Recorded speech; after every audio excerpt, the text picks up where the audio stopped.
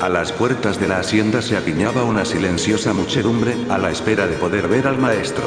Como si se tratase de un estadista del siglo XX, varios discípulos de Jesús permanecían apostados junto al portón, con las espadas ocultas por la faja y el manto controlando las entradas y salidas de los amigos, familiares y servidores de la casa, los únicos autorizados a traspasar el umbral. No tuve el menor problema para cruzar ante los hombres del Galileo. Mi amistad para con Lázaro y el oportuno gesto de Jesús, saludándome la tarde del día anterior, habían hecho que me ganara las simpatías y confianza de los apóstoles. Al verme, uno de los discípulos, Judas de Santiago, gemelo del otro Alfeo, me preguntó si buscaba a alguien en particular. Le dije que a Jesús y se brindó encantado para acompañarme. Al traspasar la puerta principal me encontré ante el cuidado y dilatado jardín. Un estrecho camino, adoquinado con piedras blancas, caliza, sin duda, nos condujo en línea recta hasta la explanada, abierta al pie mismo de la escalinata de mármol que daba acceso a la casa. No fue necesario que Judas me señalara a su maestro. El gigante se hallaba rodeado de una decena de niños, jugando.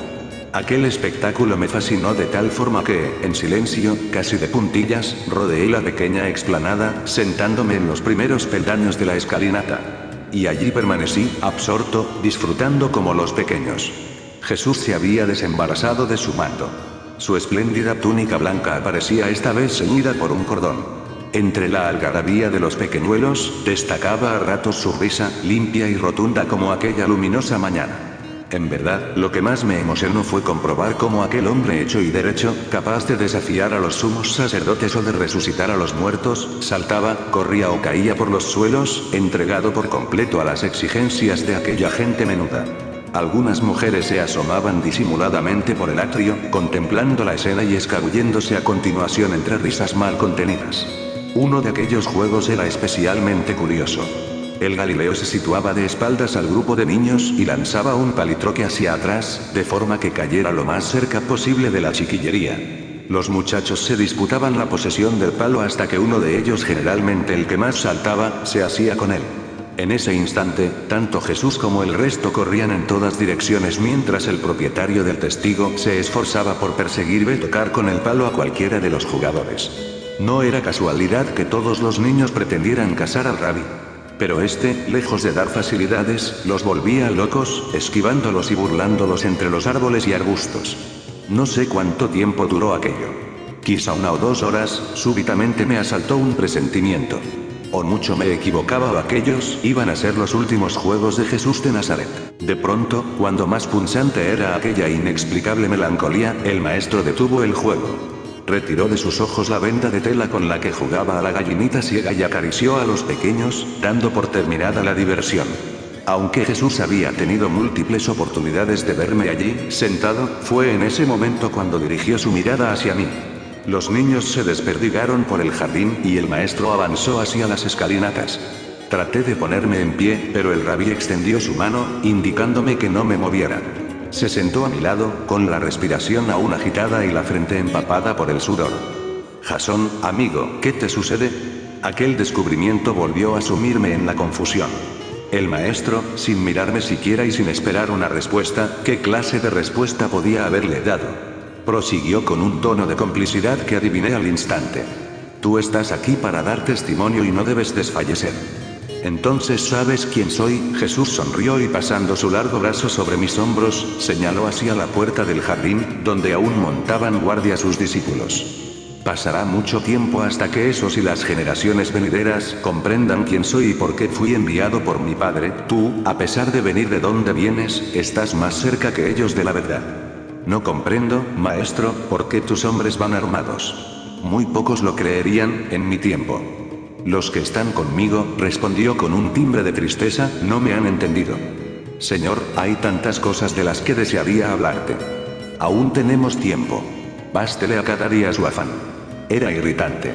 Tanto tiempo aguardando aquella oportunidad y ahora, mano a mano con él, no sabía qué decir ni qué preguntar. Antes me has preguntado qué me ocurría, le comenté intrigado. ¿Cómo has podido darte cuenta? Levanta la piedra y me encontrarás allí. Corta la madera y yo estoy allí. Donde hay soledad, allí estoy yo también, ¿sabes? Toda mi vida me he sentido solo. Jesús replicó de forma fulminante. Yo soy la luz que está sobre todos. Hay muchos que se tienen junto a la puerta, pero, en verdad, te digo que solo los solitarios entrarán en la cámara nupcial. Me tranquiliza saber que también los que dudamos tenemos un rincón en tu corazón. El gigante sonrió por segunda vez. Pero esta vez sus ojos brillaron como el bronce pulido. El mundo no es digno de aquel que se encuentra a sí mismo. 1000 veces me he hecho la misma pregunta. ¿Por qué estamos aquí? El mundo es un puente. Pasad por él, pero no os instaléis en él. Pero, insistí, ¿no has respondido a mi pregunta? Sí, Jasón, sí lo he hecho.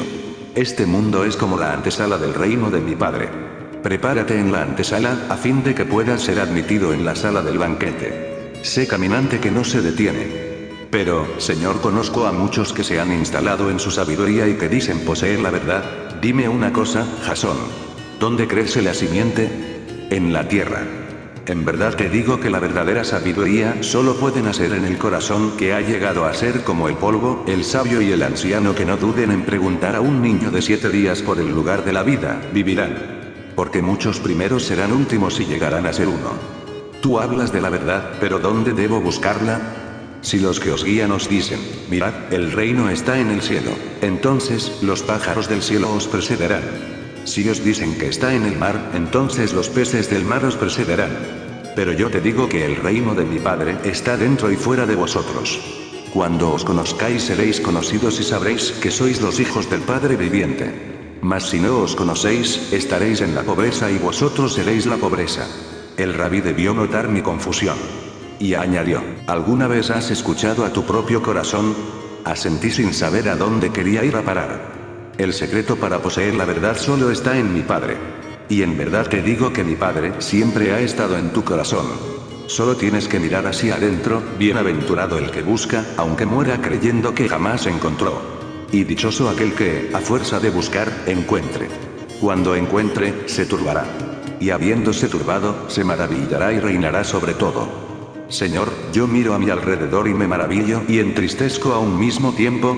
Yo te aseguro, Jasón, que todo aquel que sabe ver lo que tiene delante de sus ojos recibirá la revelación de lo oculto. No hay nada oculto que no será revelado. Mi timidez inicial se fue disipando.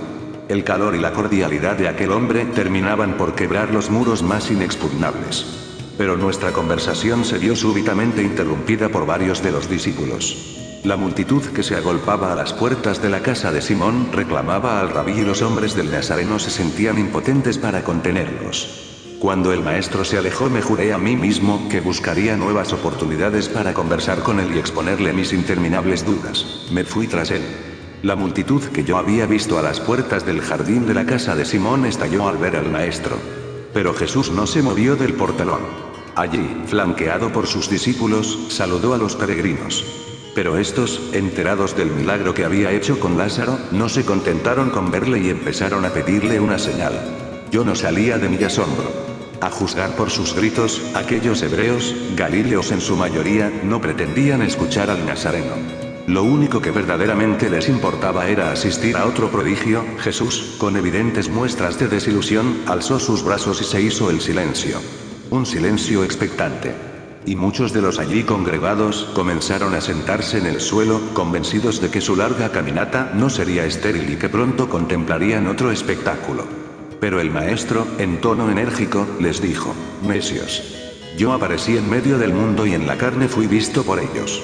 Y hallé a todos los hombres ebrios, y entre ellos no encontré a ninguno sediento. Mi espíritu se dolió por los hijos de los hombres, porque son ciegos de corazón y no ven. Y antes de que ninguno de los presentes pudiera reaccionar dio media vuelta, perdiéndose a paso ligero en dirección a la mansión de su anfitrión. Sinceramente, me alegré. Aquella turba, sedienta de emociones y prodigios, no se merecía otra cosa. Poco a poco fui dándome cuenta que las multitudes apenas se habían asimilado el mensaje de aquel hombre. Ni siquiera los más cercanos, tal y como comprobaría al día siguiente, con motivo de la entrada triunfal en Jerusalén, habían distinguido a aquellas alturas del ministerio de Cristo de qué reino hablaba el Maestro. Empezaba a comprender el verdadero alcance de aquellas frases del rabí, pronunciadas poco antes, en las escalinatas. Los que están conmigo no me han entendido.